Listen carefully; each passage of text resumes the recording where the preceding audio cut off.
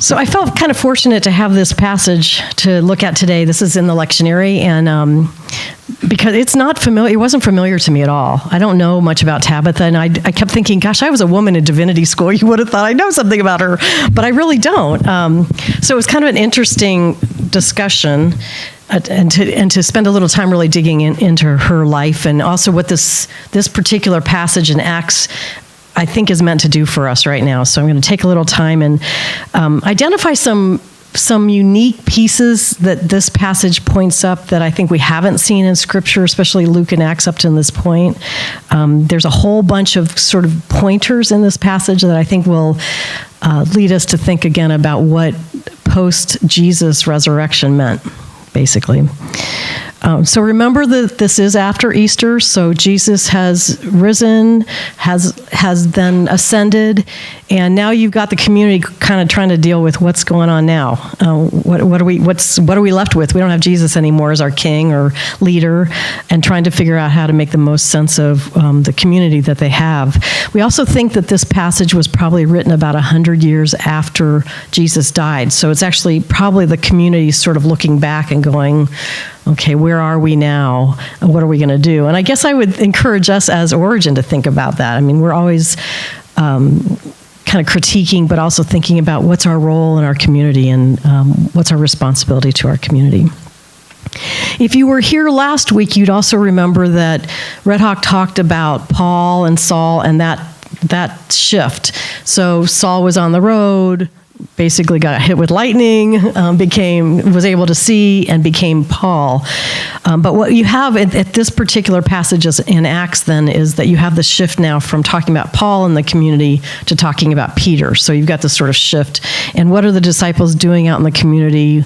What's their responsibility? How are they carrying through in this new Christian community that really nobody knows what it's going to look like, and trying to create a new world?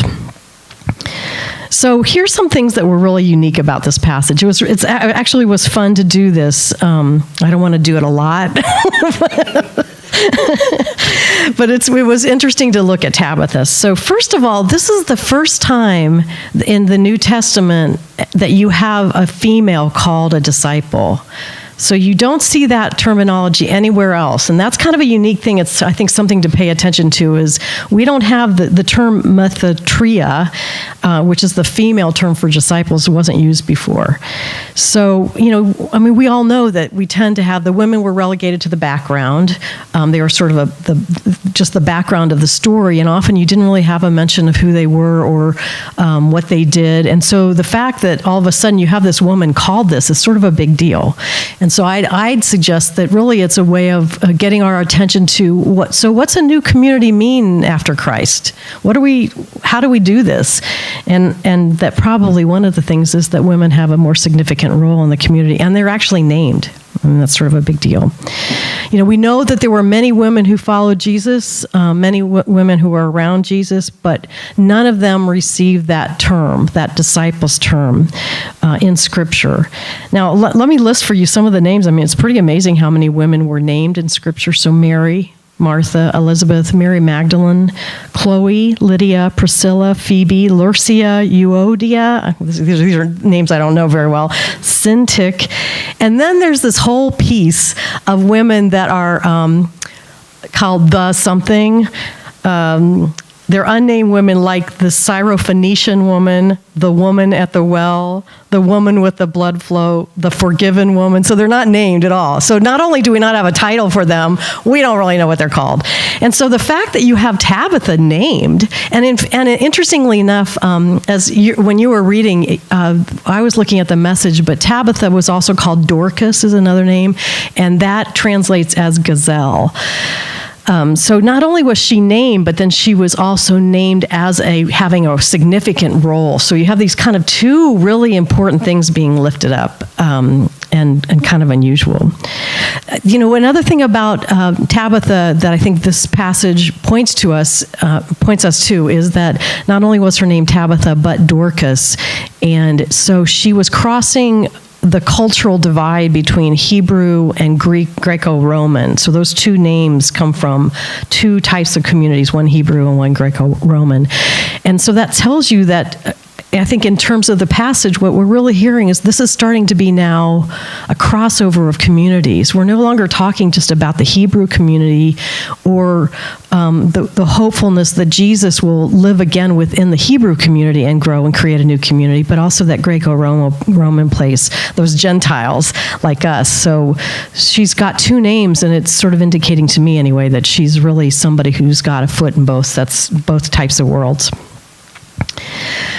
Another really interesting thing about this passage that, again, helps me see that this is a movement to a whole new community, and again, I think it speaks to us as a new community, is that Peter does the raising, okay? Peter raises her.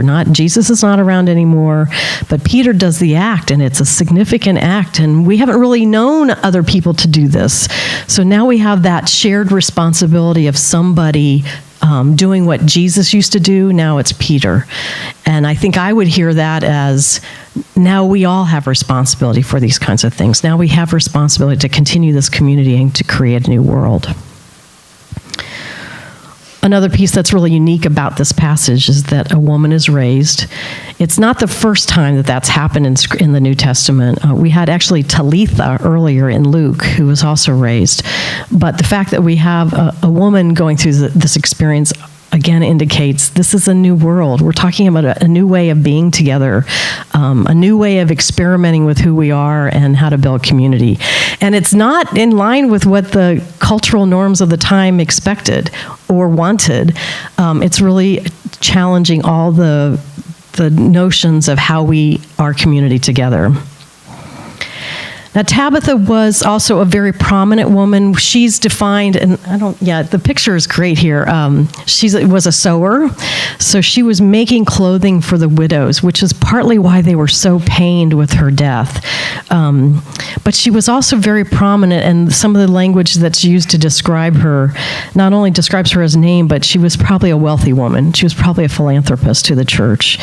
But here she was making things for widows, sewing, doing a craft for them.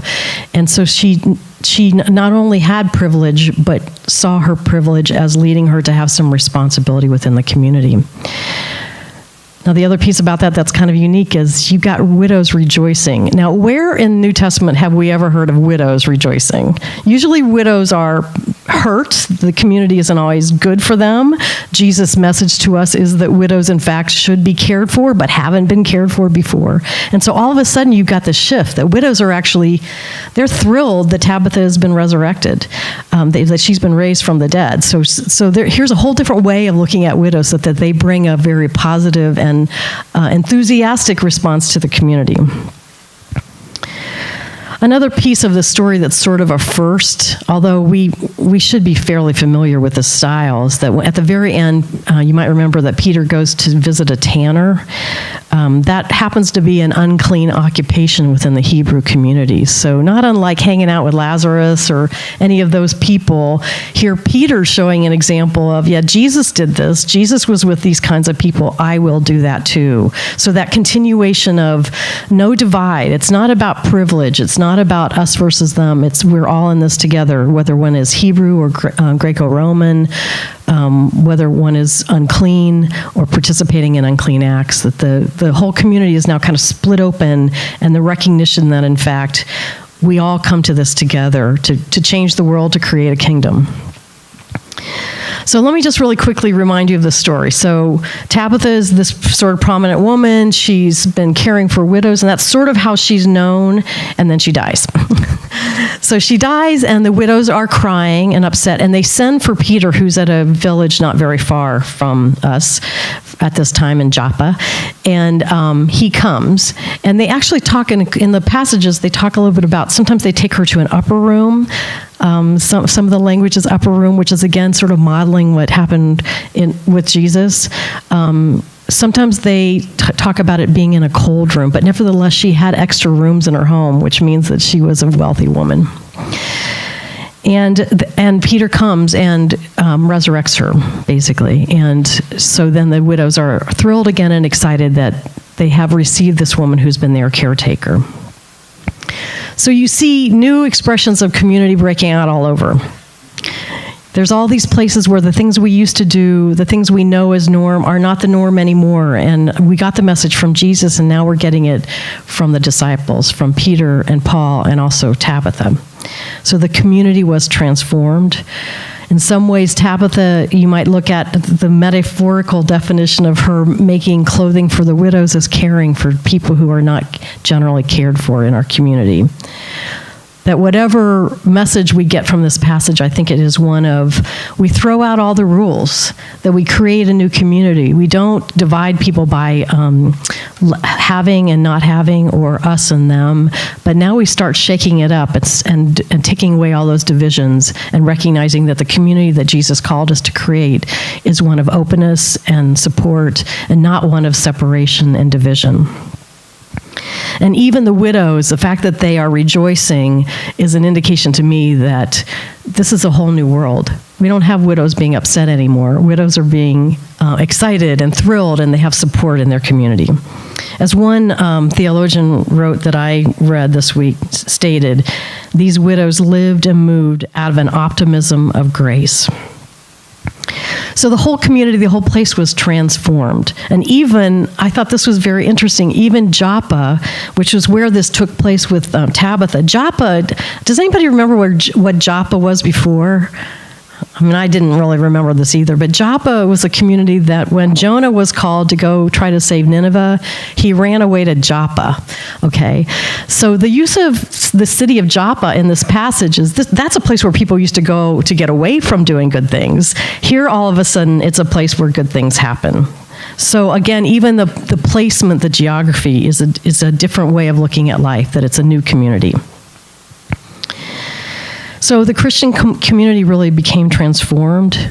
We saw people being raised from the dead, not Jesus doing that, but Peter. Women were leaders. Widows were heard and cared for. The tanner, even though rejected, was welcomed by this new community, and real change was happening all over. So I want this to be a little bit of a discussion, because I'm not really a preacher. I realize I'm more of a lecturer, I think.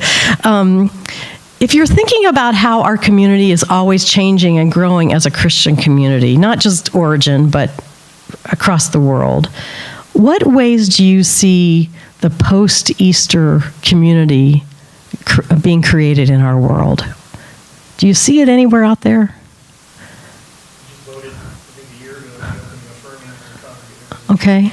We voted to be open and affirming. A lot of churches are really looking at that, and our own general church really struggle with how to make sure the table is a welcoming place. How else do you see the Eastertide happening in our, not just necessarily in our church community, but in our world? Community gardens in our church. Okay, community garden. To the neighbors now. Mm-hmm. Yeah, exactly. So there's a whole new attempt to outreach so people can grow fresh vegetables. Nice. A woman's running for president. Yeah, woman's running for president? How about that? Yeah. With so much turmoil and danger, bombing and killing, the people who really go in and risk their lives to give aid, and bring food and what have you, and maybe like Doctors Without Borders would also be something like that, because the other hemisphere is on fire. Mm-hmm. Walking into it, Yeah, so there are people that are going into places of unsafe places to really respond. Yeah, Willeen. The mentoring of children in public schools. Yeah, mentoring of children. Value that is. Mm-hmm. Families and of course children. Nice. Sarita. There are several projects around the world that are encouraging the education of girls, which in some places is just unheard of. Mm-hmm. I mean, not only are girls not encouraged, they're actively discouraged from seeking Yeah.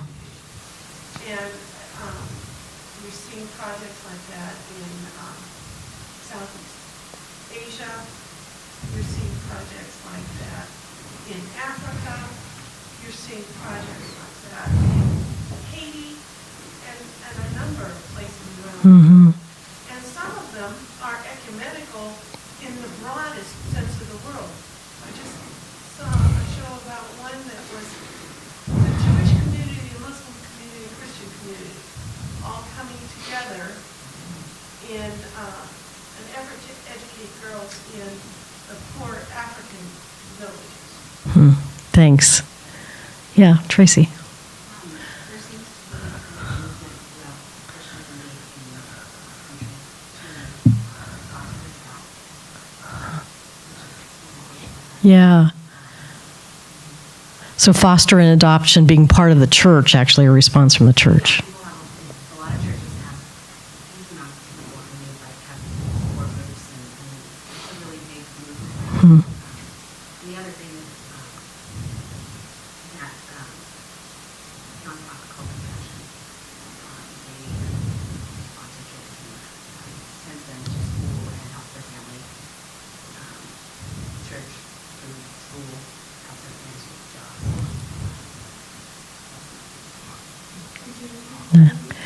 Yeah, so there's a not-for-profit called Compassion that's really helping. It sounds like the foster adopt movement. Well, this is different. Oh, okay. I'm sorry. That's okay.